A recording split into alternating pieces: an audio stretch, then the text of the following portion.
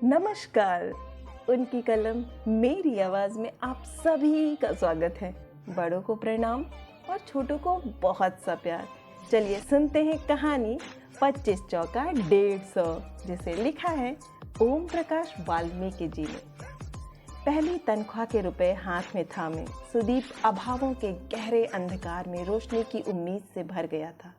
एक ऐसी खुशी उसके जिस्म में दिखाई पड़ रही थी जिसे पाने के लिए उसने असंख्य कंटीले झाड़ झंखाड़ों के बीच अपनी राह बनाई थी। हथेली में भींचे रुपयों की गर्मी उसकी रग रग में उतर गई थी। पहली बार उसने इतने रुपए एक साथ देखे थे। वह वर्तमान में जीना चाहता था, लेकिन भूतकाल उसका पीछा नहीं छोड़ रहा था। हर पल उसके भीतर वर्तमान और भूत की रस्साकसी चलती रहती थी। अभावों ने कदम कदम पर उसे छला था, फिर भी उसने स्वयं को किसी तरह बचा कर रखा था। इसलिए यह मामूली नौकरी भी उसके लिए बड़ी अहमियत रखती थी। नई नई नौकरी में छुट्टियां मिलना कठिन होता है। उसे भी आसानी से छुट्टी नहीं मिली थी। उसने रविवार की छुट्टियों में अतिरिक्त काम किया था, जिसके बदले उसे 2 दिन का अवकाश मिल गया था। वह पहली बार तनख्वाह मिलने की खुशी अपने माँ बाप के साथ बांटना चाहता था। स्कूल की पढ़ाई और नौकरी के बीच समय और हालात की गहराई खाई को वह बांट नहीं सकता था। फिर भी खाई के बीच जो कुछ भी था उसे सांत्वना देकर उसकी पीड़ा को तो वह कम कर ही सकता था। सुख दुख के चंद लम्हे आपस में बांटकर पीड़ा कम हो जाती है। उसने इस पल के इंतज़ार में एक लंबा सफ़र तय किया था। ऐसा सफ़र जिसमें दिन रात और मान अपमान के बीच अंतर ही ना था। शहर से गांव तक पहुंचने में 2-2.5 घंटे से ज़्यादा का समय लग जाता था। इसलिए वह सुबह ही निकल पड़ा था। बस अड्डे पर आते ही उसे बस मिल गई थी। बस में काफ़ी भीड़ थी। बड़ी मुश्किल से उसे बैठने की जगह मिल पाई थी। कंडक्टर किसी यात्री पर बिगड़ रहा था। इस सामान को उठाओ, छत पर रखो, आने जाने का रास्ता बंद ही कर दिया है। किसका है यह सामान? कंडक्टर ने ऊंचे और कर्कश स्वर में पूछा। एक दुबला पतला सा ग्रामीण धीमे स्वर में बोला, जी मेरा है। कंडक्टर ने ग्रामीण के वजूद को तौलते हुए आवाज़ शक्त करके लगभग दहाड़ते हुए कहा, तेरा है तो इसे अपने पास रख, यहाँ रास्ते में अड़ा दिया है, उठ इसे। ग्रामीण ने गिड़गिड़ाकर अजीब सी आवाज़ में कहा, साहब नज़दीक ही उतरना है। सुदीप जब भी किसी को गिड़गिड़ाते देखता है तो उसे अपने पिताजी की छवि याद आने लगती है। ऐसे में उसका पोर पोर चटकने लगता है, जैसे कोई धीरे धीरे उसके जिस्म पर आरी चला रहा हो। उसने कंडक्टर की ओर देखा। कंडक्टर का तोंदियल शरीर कपड़े फाड़कर बाहर आने का छटपटा रहा था। बनैले सुअर की तरह उसके चेहरे पर पान से रंगे दांत उसकी भव्यता में इजाफा कर रहे थे। सुदीप को लगा जंगली सुअर बस की भीड़ में घुस आया है। उसने सहम कर सहयात्री की ओर देखा, जो निरपेक्ष भाव से अपने ख्यालों में गुम था। सुदीप ने ग्रामीण पर नज़र डाली, जो अभी तक दयनीयता से उबर नहीं पाया था। उसके भीतर पिताजी की छवि आकर लेने लगी। वह दिन स्मृति में दस्तक देने लगा जब पिता उसे लेकर स्कूल में दाखिला कराने ले गए थे। उनकी बस्ती के बच्चे स्कूल नहीं जाते थे। पता नहीं पिताजी के मन में यह विचार कैसे आया कि उसे स्कूल में भर्ती कराया जाए, जबकि पूरी बस्ती में पढ़ाई लिखाई की ओर किसी का ध्यान नहीं था।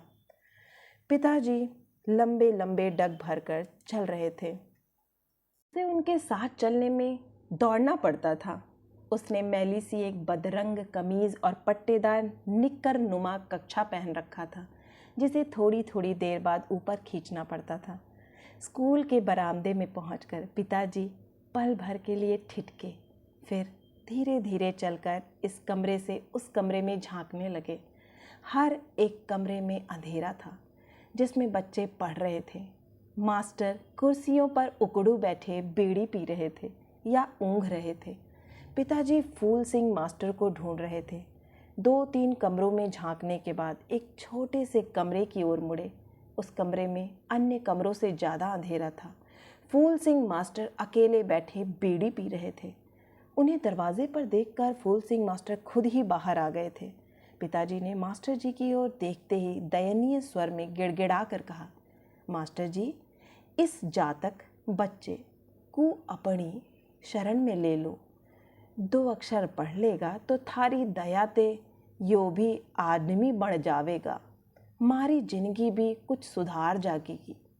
सुदीप पिताजी की ओर उस मुद्रा को भूल नहीं पाया। वे हाथ जोड़कर झुके खड़े थे। फूल सिंह मास्टर ने बीड़ी का टोंटा अंगूठे के इशारे से दूर उछाला और पिताजी को लेकर हेडमास्टर के कमरे में चले गए। सुदीप का दाखिला हो गया था। पिताजी खुश थे। उनकी खुशी में भी वही गिड़गिड़ाहट झलक रही थी। वे झुक झुक कर मास्टर फूल सिंह को सलाम कर रहे थे। बस हिचकोले खा खा कर रेंग रही थी। आसपास के यात्रियों ने बीड़ी सिगरेट का धुआं ऐसे उगलना शुरू कर दिया था जैसे सभी अपनी अपनी दुश्चिंताओं को धुएं के बादलों में विलीन कर देंगे। उसने अपने पास की खिड़की का शीशा सरकाया। ताज़ा हवा की हल्की हल्की सरसराहट भीतर घुस आई। उसकी स्मृति में स्कूल के दिन एक के बाद एक लौट कर आने लगे। दूसरी कक्षा तक आते जाते वह अच्छे विद्यार्थियों में गिना जाने लगा। तमाम सामाजिक दबावों और भेदभाव के बावजूद वह पूरी लगन से स्कूल जाता था। सभी विषयों में वह ठीक ठाक था। गणित में उसका मन कुछ ज़्यादा ही लगता था। मास्टर शिव नारायण मिश्र ने 4th कक्षा के बच्चों से 15 तक पहाड़े याद करने के लिए कहा था, लेकिन सुदीप को 24 तक पहाड़े पहले से ही अच्छी तरह याद थे। मास्टर शिव नारायण मिश्रा ने शाबाशी देते हुए 25 का पहाड़ा याद करने के लिए सुदीप से कहा। स्कूल से घर लौटते ही सुदीप ने 25 का पहाड़ा याद करना शुरू कर दिया। वह जोर जोर से ऊंची आवाज़ में पहाड़ा कंठस्थ करने लगा। 25 एकम 25, 25 दूनी 50, 25 तियां 75, 25 चौका 100। पिताजी बाहर से थके हारे लौटे थे। उसे 25 का पहाड़ा रटते देखकर उनके चेहरे पर संतुष्टि भाव तैर गए थे। थकान भूलकर वे सुदीप के पास बैठ गए थे। वैसे तो उन्हें 20 से आगे गिनती भी नहीं आती थी, लेकिन 25 का पहाड़ा उनके ज़िंदगी का अहम पड़ाव था, जिसे वे अनेक बार अलग अलग लोगों के बीच दोहरा चुके थे। जब भी उस घटना का जिक्र करते थे, उनके चेहरे पर एक अजीब सा विश्वास चमक उठता था। सुदीप ने 25 का पहाड़ा दोहराया और जैसे ही 25 चौका 100 कहा, उन्होंने टोका, नहीं बेटे, 25 चौका 100 नहीं, 25 चौका 150। उन्होंने पूरे आत्मविश्वास से कहा। सुदीप ने झांक कर पिताजी की ओर देखा। समझाने के लहजे में बोला, नहीं पिताजी, 25 चौका 100, ये देखो गणित की किताब में लिखा है। अरे बेटे, मुझे किताब क्या दिखावे है, मैं तो हरफ अक्षर भी ना पिछाड़ूं। मेरे लेखे तो काला अक्षर भैंस बराबर है।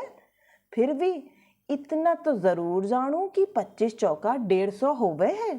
पिताजी ने सहजता से कहा, किताब में तो साफ साफ लिखा है 25 चौका 100। सुदीप ने मासूमियत से कहा, तेरी किताब में गलत भी तो हो सके है ना, तो क्या चौधरी झूठ बोल लेंगे? तेरी किताब से कहीं ठंडे बड़े आदमी है चौधरी जी, उनके धोरे पास तो ये मोटी मोटी किताबें हैं। वह जोर तेरा हेडमास्टर है, वो भी पाँव छुए हैं चौधरी जी के। पड्डेर वाला वो गलत बताएंगे, मास्टर से कड़ा सही सही पढ़ाया करें। पिताजी ने उखड़ते हुए कहा, पिताजी, किताब में गलत थोड़े ही लिखा है। सुदीप रुआसा हो गया। तू अभी बच्चा है, तू क्या जाने दुनियादारी। 10 साल पहले की बात है, तेरे होने से पहले तेरी महतारी बीमारी पड़ गई थी। बचने की उम्मीद ना थी। शहर के बड़े बड़े डॉक्टर से इलाज करवाया था। सारा खर्च चौधरी ने ही तो दिया था। पूरा 100 का पत्ता, ये लंबा लीले नीले रंग का लोट, डाक दर की फीस, दवाइयाँ सब मिलाकर 100 रुपये बने थे। जब तेरी माँ ठीक हो गई, होकर चालन फिरने लगी, तो मैं 4 महीने बाद चौधरी जी की हवेली में गया। दुआ सलाम के बाद मैंने चौधरी जी से कहा, चौधरी जी, मैं तो गरीब आदमी हूँ, थारी मेहरबानी से मेरी लुगाई की जान बच गई। वह जी गई, वरना मेरे जातक वीरान हो जाते। तुमने 100 रुपए दिए थे, उनका हिसाब बता दो। मैं थोड़ा थोड़ा करके सारा कर्ज चुका दूंगा। एक साथ देने की मेरी हिम्मत ना है चौधरी जी। चौधरी जी ने कहा, मैंने तेरे बुरे बखत में मदद करी, तो इबे तू ईमानदारी से सारा पैसा चुका देना। 100 रुपए पर हर महीना 25 चौके 150। तू अपना आदमी है, तेरे से ज़्यादा क्या लेना। 150 में से 20 रुपए कम कर दे। 20 रुपए तुझे छोड़ दिए, बचे 130। 4 महीने का ब्याज 130 अभी दे दे, बाकी रहा मूल जब होगा दे देना। महीने के महीने ब्याज देते रहना। यूं बता बेटे, 25 चौका 150 होते हैं या नहीं। चौधरी भले और इज्जतदार आदमी है, जो उन्होंने 20 रुपए छेल दिए। नहीं तो भला इस जमाने में कोई छोड़े हैं। अपने शिवनारायण मास्टर जी के बाप बड़े मिसिर जी को ही देख लो, एक धिल्ला भी ना छोड़े। ऊपर ते विगार अलग दे कर आवे हैं, जैसे विगार उनका हक है। दिन भर में गोड्डे टूट जा, मंजूरी के नाम पर खाली हाथ। अपर ते गाली अलग।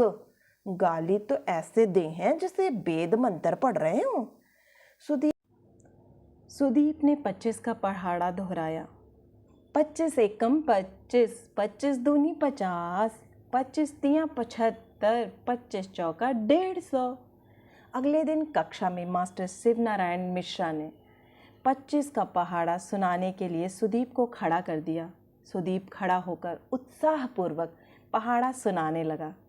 25 एकम 25, 25 दूनी 50, 25 तियाँ 75, 25 चौका 150। मास्टर शिवनारायण मिश्रा ने उसे टोका। 25 चौका 100। मास्टर जी के टोकने से सुदीप अचानक चुप हो गया और खामोशी से मास्टर का मुंह देखने लगा। मास्टर शिवनारायण मिश्रा कुर्सी पर पैर रखकर उकड़ू बैठे थे। बेड़ी का सुट्टा मारते हुए बोले, अबे चूड़े के आगे बोलता क्यों नहीं, भूल गया क्या। सुदीप ने फिर पहाड़ा शुरू किया। स्वाभाविक ढंग से 25 चौका 150 कहा। मास्टर शिवनारायण मिश्रा ने डांट कर कहा, अबे कालिए 150 नहीं 100। सुदीप ने डरते डरते कहा, मास्टर साहब पिताजी कहते हैं 25 चौका 150 होवे है। मास्टर शिवनारायण हत्थे से उखड़ गया। खींचकर एक थप्पड़ उसके गाल पर रसीद किया। आंखें तरेर कर चीखा, अबे तेरा बाप इतना बड़ा विद्वान है तो यहाँ क्या अपनी माँ। एक क्रिया जिसे सुसंस्कृत लोग साहित्य में त्याज्य मानते हैं आया है। साले तुम लोगों को चाहे कितना भी लिखाओ पढ़ाओ, रहोगे वहीं के वहीं। दिमाग में कूड़ा करकट जो भरा है, पढ़ाई लिखाई के संस्कार तो तुम लोगों में आ ही नहीं सकते। चल बोल ठीक से, 25 चौका 100। स्कूल में तेरी थोड़ी सी तारीफ क्या होने लगी, पांव जमीन पर नहीं पड़ते, ऊपर से जबान चलावे हैं, उलट कर जवाब देता है। सुदीप ने सुबकते हुए 25 चौका 100 कहा और एक सांस में पूरा पहाड़ा सुना दिया। उस दिन की घटना ने उसके दिमाग में उलझन पैदा कर दी। यदि मास्टर साहब सही कहते हैं तो पिताजी गलत क्यों बता रहे हैं। यदि पिताजी सही हैं तो मास्टर साहब क्यों गलत बता रहे हैं। पिताजी कहते हैं चौधरी बड़े आदमी हैं, झूठ नहीं बोलते हैं। उसके हृदय में बवंडर उठने लगे। नर्म और मासूम बाल मन पर एक खरोंच पड़ गई थी, जो समय के साथ साथ और गहरा गई थी। किसी ने ठीक ही कहा है, मन में गांठ पड़ जाए तो खोले नहीं खुलती। सोते जागते उठते बैठते 25 चौका 150 से परेशान करने लगा। बाल मन की यह खरोंच ग्रंथि बन गई थी। जब भी वह 25 की संख्या पढ़ता या लिखता, उसे 25 चौका 150 ही याद आता। साथ ही याद आता पिताजी का विश्वास भरा चेहरा और मास्टर शिवनारायण मिश्रा का गाली गलौज करता लाल लाल गुस्सैल चेहरा। सुदीप दोनों चेहरे एक साथ स्मृति में दबाए 25 चौका 150 की अंधेरी दुर्गम गलियों में भटकने लगा। जैसे जैसे बड़ा होने लगा, कई सवाल उसके मन को विचलित करने लगे, जिनके उत्तर उसके पास नहीं थे। बस अड्डे से थोड़ा पहले एक बड़ा सा गति अवरोधक था, जिसके कारण अचानक ब्रेक लगने से बस में बैठे यात्रियों को झटका लगा। कई लोग तो गिरते गिरते बचे। झटका लगने से सुदीप की विचार तंद्रा भी टूट गई। उसने जेब को छू कर देखा। तनख्वाह के रुपए जेब में सही सलामत थे। बस गांव के किनारे रुकी। बस अड्डे के नाम पर दो एक दुकानें पान बीड़ी की एक पेड़ के तने से टिकी। पुरानी सी मेज पर बदरंग आईना रखकर बैठे गांव का ही बदरू नाई। नाई से थोड़ा हटकर दूसरे पेड़ तले बैठा गांव का मोची, एक केले अमरूद वाला। बस यही था बस अड्डा। सुदीप ने बस से नीचे उतरकर आसपास नजरें दौड़ाईं। बस अड्डे पर कोई विशेष चहल पहल नहीं थी। इक्का दुक्का लोग इधर उधर बैठे थे। वह सीधा घर की ओर चल पड़ा। गांव के पश्चिमी छोर पर 30-40 घरों की बस्ती में उसका घर था। दोपहर होने को आई थी।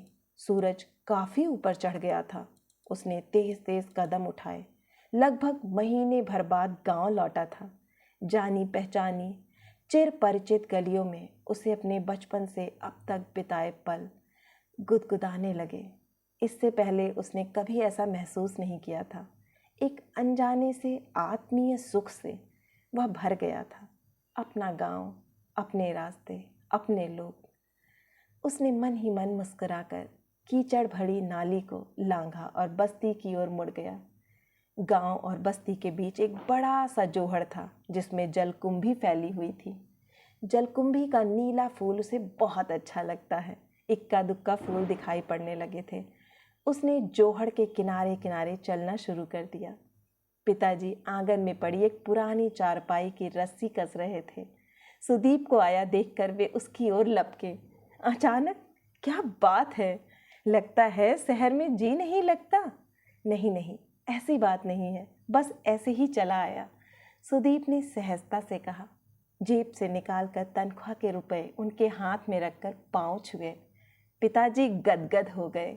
दोनों हाथों में रुपए थामकर माथे से लगाया, जैसे देवता का प्रसाद ग्रहण कर रहे हों। मन ही मन अस्फुट शब्दों में कुछ बुदबुदाए। फिर सुदीप की माँ को पुकारा, दीपे की माँ, करके यहाँ तो आ, ले संभाल अपने लाडले की कमाई। माँ आवाज़ सुनकर बाहर आई। आंचल पसार कर रुपए लिए और सुदीप को छाती से लगा लिया। वह क्षण ऐसा लग रहा था जैसे समूचा घर खुशी की बारिश से भीग रहा हो। सुदीप चुपचाप सभी के खिले चेहरे देख रहा था। सब खुश थे। ऊपरी तौर पर तो वह भी मुस्कुरा रहा था, लेकिन उसके भीतर एक खलबली मची थी। वह अशांत। उसने माँ से कहा, यहाँ बैठो माँ। हाथ बढ़ाकर आंचल से कुछ रुपए ले लिए। गंभीर स्वर में बोला, पिताजी, मुझे आपसे एक बात कहनी है। क्या बात है बेटे, कुछ चाहिए? पिताजी ने जिज्ञासावश पूछा। नहीं पिताजी, कुछ नहीं चाहिए, मैं आपको कुछ बताना चाहता हूँ। पिताजी गुमसुम होकर उसकी ओर देखने लगे। कुछ देर पहले की खुशी पर धुन पड़ने लगी। तरह तरह की आशंकाएं उन्हें झकझोरने लगी थीं। वे अचानक बेचैनी महसूस करने लगे थे। सुदीप ने 25-25 रुपए की 4 ढेरियां लगाईं। पिताजी से कहा, आप इन्हें गिनिए। पिताजी चुपचाप सुदीप की ओर देख रहे थे। उनकी समझ में कुछ भी नहीं आ रहा था। असहाय होकर बोले, बेटे, मुझे तो 20 से आगे गिनना भी ना आता, तू ही गिन के बता दे। सुदीप ने धीमे स्वर में कहा, पिताजी, ये 4 जगह 25-25 रुपए हैं। अब इन्हें मिलाकर गिनते हैं। 4 जगह का मतलब है 25 चौका। कुछ क्षण रुककर सुदीप ने पिताजी की ओर देखा, फिर बोला, अब देखते हैं 25 चौका 100 होते हैं या 150। पिताजी अवाक होकर सुदीप का चेहरा देखने लगे। उनकी आंखों के आगे चौधरी का चेहरा घूम गया। 30-35 साल पुरानी घटना साकार हो उठी। यह घटना जिसे वे अब तक ना जाने कितनी बार दोहराकर लोगों को सुना चुके थे, आज उसी घटना को नए रूप में लेकर बैठ गया था सुदीप रुपए गिन रहा था। बोल बोल कर 100 पर जाकर रुक गया। बोला, देखो, 25 चौका 100 हुए, 150 नहीं।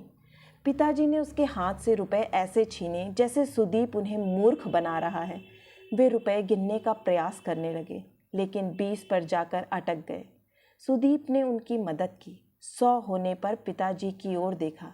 उन्हें विश्वास ही नहीं हो रहा था। उन्होंने फिर 1 से गिनना शुरू किया। 20 पर अटक गए। उलट पलट कर रुपयों को देख रहे थे, जैसे कुछ उनमें कम है। सुदीप ने फिर गिनकर दिखाए। पिताजी को यकीन ही नहीं आ रहा था। सुदीप ने हर बार उनकी शंका का समाधान किया, हर प्रकार से। आखिर पिताजी को विश्वास हो गया। सुदीप ठीक कह रहा है, 25 चौका 100 ही होते हैं। झूठ सच सामने था। पिताजी के हृदय में जैसे अतीत जलने लगा था। उनका विश्वास, जिसे पिछले 30-35 सालों से वे अपने सीने में लगाए चौधरी के गुणगान करते नहीं अघाते थे, आज अचानक कांच की तरह चटक कर उनमें रोम रोम में समा गया था।